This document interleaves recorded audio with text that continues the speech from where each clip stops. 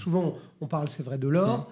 Il y a l'argent et puis il y a d'autres métaux comme le lithium, comme tout ça. Ce sont des choses qu'on peut regarder parce qu'aujourd'hui, avec les ETF, ça devient, entre guillemets, très simple pour tout à chacun de pianoter sur son smartphone et de se dire, tiens, je vais jouer le lithium. Parce que... Sur les ETF, nous, on a un avis assez tranché qui est de dire les ETF en gestion passive sont intéressantes sur des marchés efficients. Donc, par exemple, sur les large caps, marché efficient, la différence de performance entre le meilleur et le moins bon des gérants est relativement faible. Donc, il y a un intérêt à utiliser des ETF.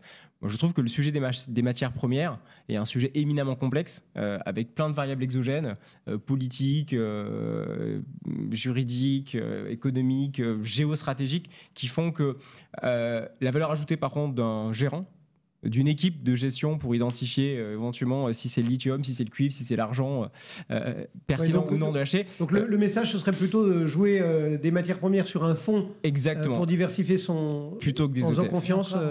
Et encore que, pareil, ça sera la diversification.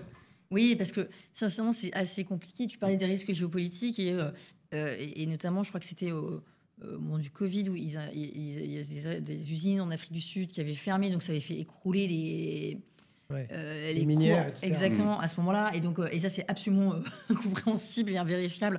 Donc, je pense qu'on peut le faire pour, entre guillemets, s'amuser. J'aime pas trop s'amuser avec l'argent des gens, mais on peut le faire en disant, bah, tiens, ça peut être rigolo, on peut prendre un pari, ça peut, voilà.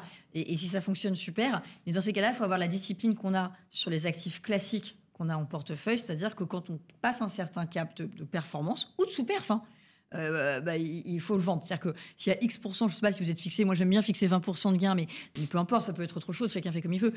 Mais dès lors que vous l'avez passé, soit vous coupez la ligne, soit vous coupez uniquement les plus-values. Et également, quand on perd, il faut savoir aussi parfois se couper un bras, parce que sinon on pouvait le traîner quand même un paquet de temps. On se souvient toutes des emprunts russes de nos arrière-grands-parents, ou de l'Eurotunnel. J'allais dire, arrêtez de taper sur les grands-parents. Récemment, des titres Air France, où on se demande quand est-ce qu'on va l'arrêter, quoi. Ouais, pas facile. Ça veut dire que, c'est-à-dire que une part raisonnable de son investissement et surtout une stratégie et une discipline d'investissement qui soit la même que sur le reste, quoi. C'est-à-dire qu'on ne regarde pas non plus ça vous va aussi comme... En fait, il faut être aligné sur le mandat de l'investisseur. L'investisseur, il va chercher à avoir de la capitalisation, une visibilité suffisante de son patrimoine.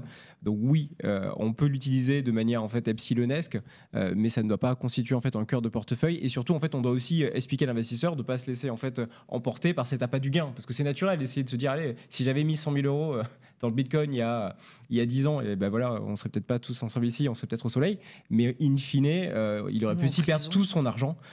Et c'est pas l'objectif, c'est pas le mandat que nous confient nos investisseurs au niveau du monde de Sapiens.